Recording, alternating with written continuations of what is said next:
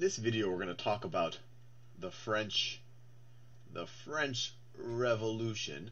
And what makes this especially significant is that not only is this independence from a monarchy controlled empire like in the American independence, this is an actual overthrowing of a monarchy that controls a major world power. So this is on some levels, depending on how you view it, the American Revolution came first and kind of put out the principles of self-governance and, why do we need kings and all of that. But the French Revolution was the first time those type of principles really took foot in Europe and really overthrew a monarchy. So just to understand kind of the environment in which this began, let's talk about what France was like in 1789, which most people kind of view as the beginning of the revolution. One, France was poor. France was poor. Now, you wouldn't think that France was poor if you looked at Louis XVI, who was King of France.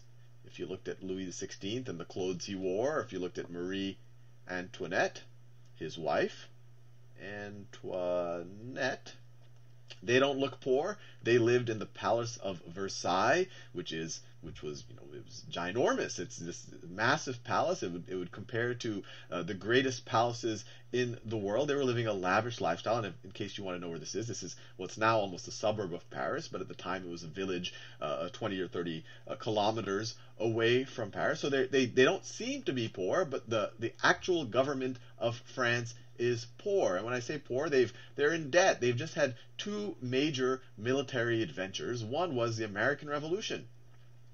American Revolution. They played a major part in supporting the revolutionaries because they wanted to stick it to their enemy, Great Britain. They wanted their empire to be to shrink a little bit. So France sent significant military help and resources, and you can imagine that's not a cheap thing when you're doing it across the Atlantic Ocean. And even before the American Revolution, the 7 Years' War, that ended in 1763, this really drained the amount of wealth that the French government had. And for those of y'all who are more American history focused, the 7 Years' War is really the same thing as the French and Indian War. The French and Indian War was the North American theater of the 7 Years' War, but the 7 Years' War is a more general term because there's also a conflict going on in Europe simultaneously. The French and Indian was just part of that conflict, and the 7 years actually engulfed most of the powers of Europe at the time. So France had participated in this, ended in 1763. You had the American Revolution. Both of these really just drained the amount of funds that the government itself had. At the same time, the French people were starving. So people starving. There was a generalized famine at the time. They weren't producing enough grain. People couldn't get their bread to eat. So you can imagine when people are starving, they're not happy. And to make kind of add insult to injury, you would see your royals living like this. But even worse than the royals, who you don't see every day, you saw your nobility, who is roughly a little over, they're about 1.5% of the population. But you saw the nobility really, really living it up.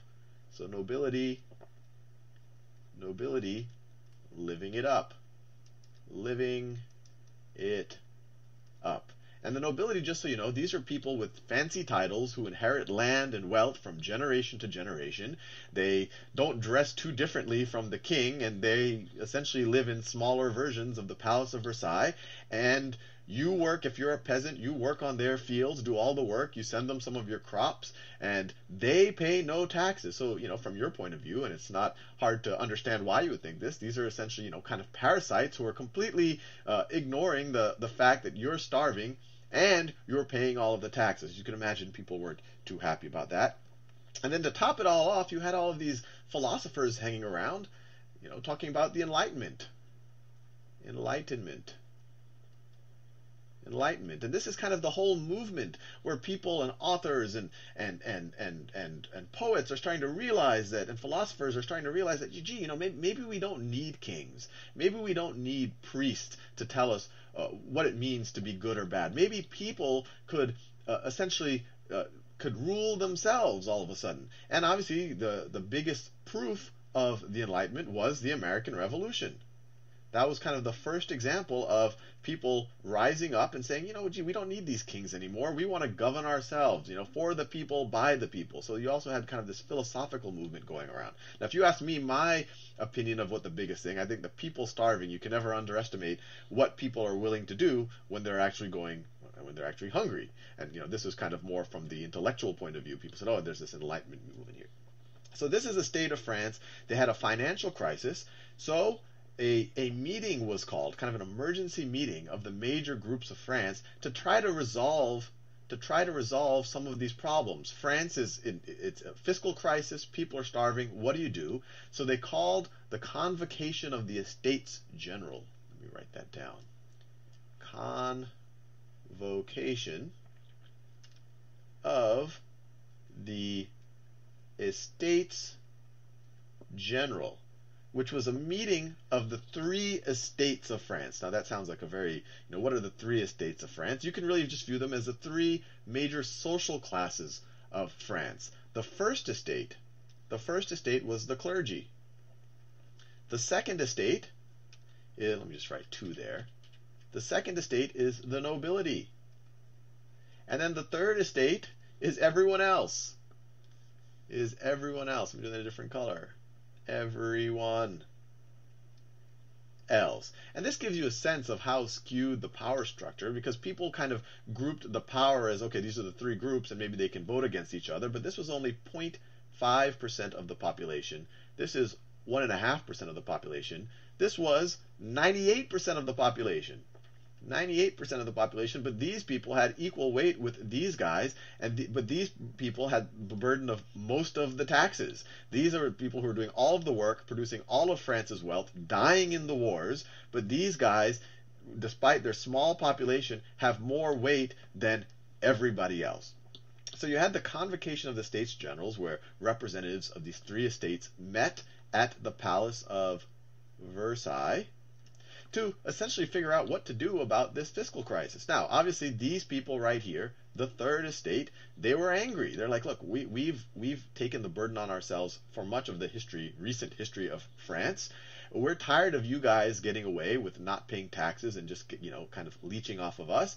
They were afraid that even more of the tax burden is going to be put on them, and and the nobility or the king or the clergy, that they wouldn't have to make sacrifices. So they came in already angry. And so they really wanted to meet in one big room together, because they actually had roughly 600 representatives, which only the king at the last minute agreed to. Before, it was only going to be equal numbers of them. These guys had 300, roughly. These guys had 300 as well. These guys were able to say, hey, we're at 98% of the population. Maybe we should have at least 600 representatives. But even there, they wanted to meet in the same room and essentially try to make it so it's, one representative, one vote. But obviously these other estates, the clergy and the nobility, say, no, let's each vote as estates and all of that. But at the end of the day, these guys lost. So they were essentially forced to organize independently as a third estate. So that made them even angrier. So they met at an assembly hall and they said, you know what? If these guys are going to ignore us, not only are we going to be in this room and start organizing ourselves, but we're not going to call this the Convocation of the Estates General. We're going to declare that we are the National Assembly of France. The National Assembly of France. That we represent the people. We are